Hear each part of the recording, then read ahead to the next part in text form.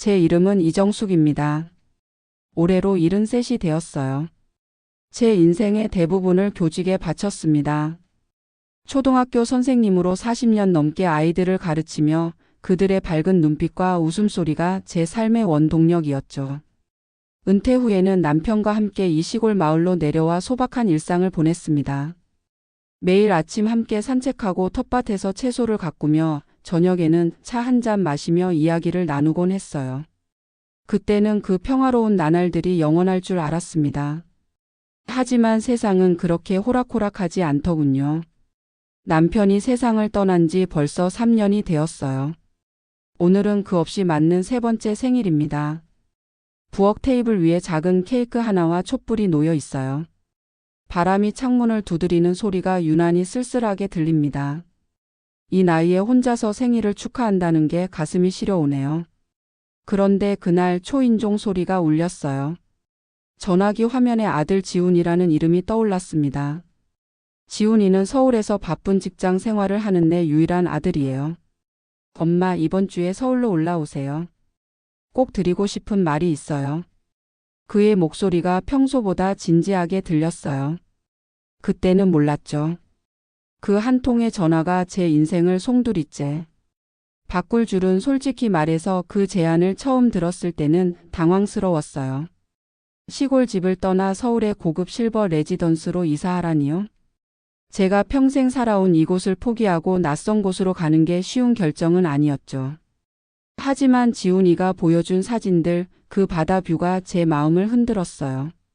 엄마, 여기서 편안하게 사세요. 바다를 보며 여생을 즐기실 수 있어요. 그의 말이 제 가슴에 스며들었어요.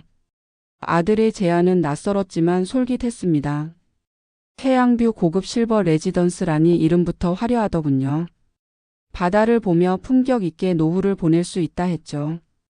지훈이가 카페에서 보여준 브로슈어에는 모든 게 완벽해 보였어요. 문화 프로그램, 헬스장, 의료시설, 심지어 전용 셔틀버스까지. 엄마, 여기 입주민들은 다 교육받은 분들이에요. 엄마처럼 교사 출신이 많아요. 지훈이가 그렇게 말하니 제 자존심이 조금 흔들렸어요. 처음엔 거절했어요. 아들아, 난 이 집이 좋아. 추억이 너무 많아. 라고 했죠. 내 집을 떠나고 싶지 않았거든요. 그런데 엄마 같은 분들이 오시면 여긴 품격이 달라져요라는 말에 결국 마음이 기울었어요. 은퇴 후의 외로움, 남편 없이 보내는 나날들이 제 발목을 잡았던 거예요. 어쩌면 새로운 시작이 필요하다고 느꼈나 봐요. 그렇게 해서 제 인생의 새로운 챕터가 시작되었습니다. 입주 첫날은 정말 화려했어요. 솔직히 기대 이상이었습니다. 고급 호텔 같은 로비에서 피아노 연주가 흘러나오고 직원들이 환하게 웃으며 맞아주더군요. 제 객실로 안내되었을 때 창밖으로 펼쳐진 바다가 제 눈을 사로잡았어요. 파도가 부서지는 소리가 방 안까지 들려오는 듯 했죠. 와, 이게 노후라면 꽤 괜찮겠다 싶었죠. 저는 창가에 서서 한참을 바라봤어요. 이곳에서 새로운 친구들을 사귀고 취미 생활을 즐기며 평화로운 나날을 보낼 수 있을 거라 믿었어요. 그날 저녁 입주 환영 파티가 열렸어요. 다른 입주민들과 함께 와인을 마시며 이야기를 나누었죠. 그 중에서 오해란 씨를 만났어요. 68세의 세련된 여성으로 예전에는 미술 강사였다고 하더군요. 정숙 씨, 여긴 천국이에요.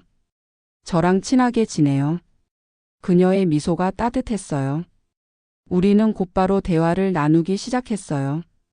그녀의 삶 이야기, 제 교사 시절 에피소드, 그날 밤 오랜만에 웃음이 터졌어요. 하지만 그 화려함은 오래가지 않았습니다. 입주한 지 한 달쯤 지나니 서서히 균열이 드러나기 시작했어요. 처음엔 식당 음식이 문제였어요. 브로슈어에 나왔던 신선한 해산물 요리가 아니라 매일 비슷한 메뉴가 반복되더군요. 오늘도 이게 다예요? 라고 물으니 직원이 원가 절감 때문에요 라고 퉁명스럽게 대답하더군요. 그뿐만이 아니에요. 약속된 요가 수업이 취소되는 일이 잦아졌어요.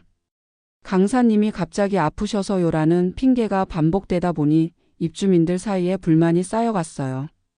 게다가 바닷가 산책로에 출입 제한 팻말이 붙었어요. 왜 안 돼요? 브로슈어엔 자유롭게 이용할 수 있다고 했는데.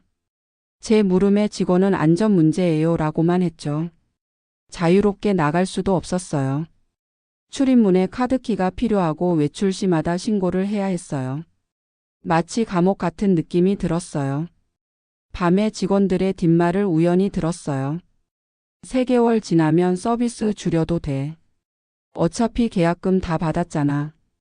그 말을 듣고 제 가슴이 철렁 내려앉았어요. 그 불편함이 쌓이던 중 더 큰 사건이 터졌어요.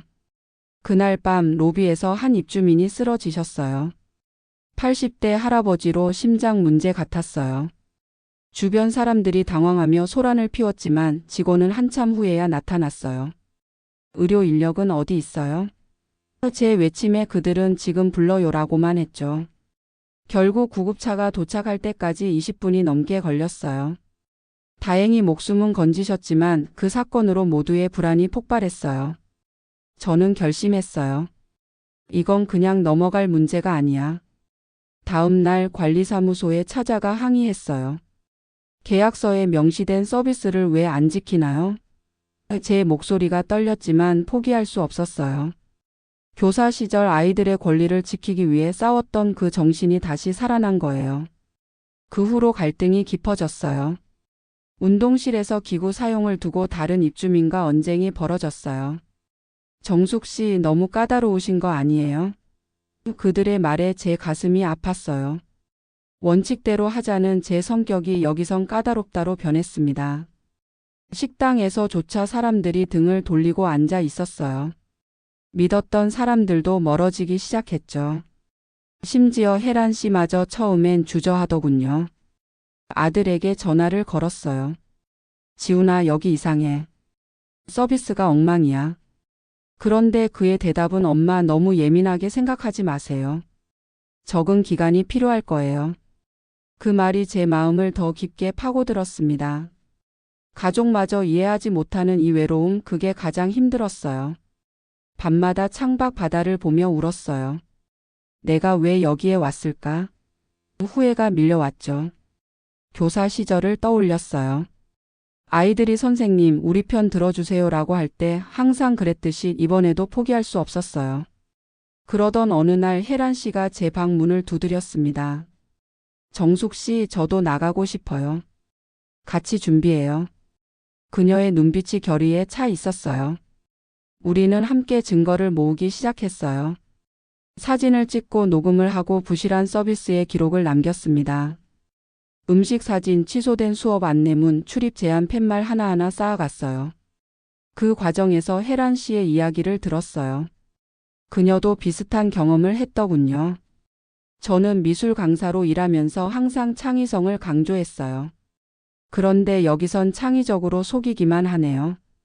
우리는 웃으며 대화를 나누었지만 마음속으로는 분노가 끓었어요. 마침내 관리사무소에 계약 해지를 요구했어요. 위약금 면제와 보증금 전액 환급을 해주세요. 우리의 증거 앞에서 그들은 더 이상 버틸 수 없었어요. 그렇게 6개월 만에 바다 뷰를 뒤로 하고 떠나기로 했습니다. 그 서류에 도장을 찍는 순간 자유를 되찾은 기분이었어요. 가슴이 벅차 올랐어요. 이제 저는 해안가 작은 전원주택에서 새 삶을 시작했습니다.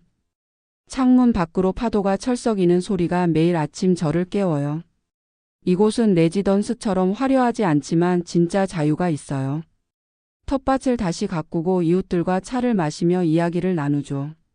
주말이면 아들 가족이 방문해요. 손주들이 바닷가에서 모래성을 쌓는 모습을 보니 행복이 넘쳐요. 할머니, 여기서 살자. 손주의 말에 웃음이 나와요. 교육이든 삶이든 진짜 가치는 선택할 수 있는 자유에서 나옵니다. 레지던스에서의 경험은 제게 큰 교훈을 주었어요. 노후를 준비할 때 화려한 외관보다는 실질적인 내용을 봐야 한다는 걸요. 혜란 씨와 저는 이제 지역 문화센터에서 노인 권익 강의를 하고 있습니다. 매주 모여서 우리의 경험을 공유해요. 노인이라고 해서 포기하지 마세요. 여러분의 목소리가 세상을 바꿀 수 있어요. 강의 중에 한 제자가 일어나 말했어요.